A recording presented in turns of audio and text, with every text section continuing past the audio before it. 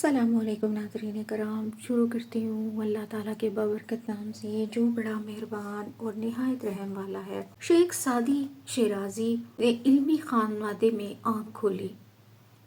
ان کی 2 کتابیں گلستان اور بوستان نہایت مشہور ہیں۔ یہ کتابیں نصیحتوں اور کہانیوں پر مشتمل حکایات ہیں اور سدا بہار مانی جاتی ہیں۔ حصول تعلیم کے بعد حج کا ارادہ کیا، پھر عالم اسلام کے کئی ممالک میں مزید تعلیم حاصل کی اور علم پھیلانے کے لیے نکل کھڑے ہوئے۔ فلسطین سے گزرتے ہوئے انہیں عیسائیوں نے گرفتار کر لیا اور ایک نہر کی کھدائی پر لگا دیا۔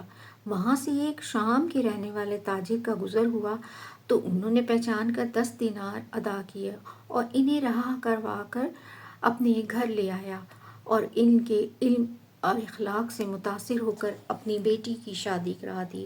یہ بغداد کے نواح میں ہی تھے جب بغداد کو ہلاکو خان کی فوجوں نے تباہ و برباد کر ڈالا۔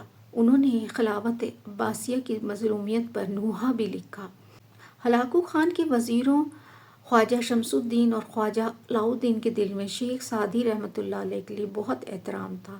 ایک دفعہ جب ہلاکو خان کا بیٹا دوران سفر تبریز میں تھا تو ان وزیروں نے شیخ سعدی رحمۃ اللہ علیہ سے اس کا تعارف کروایا۔ اس نے شیخ سعدی رحمۃ اللہ علیہ سے نصیحت کرنے کو کہا۔ شیخ سعدی رحمۃ اللہ علیہ نے پرسوز نصیحتیں کی، اس پر وہ اپنے آنسو نہ روک سکا، بعد میں مسلمان ہو گیا۔ شیخ سعدی رحمۃ اللہ علیہ سعد بن زنگی کے بیٹے ابو بکر بن زنگی کے دور میں واپس شیراز آ گئے اور انہوں نے 100 سال سے زیادہ عمر پائی۔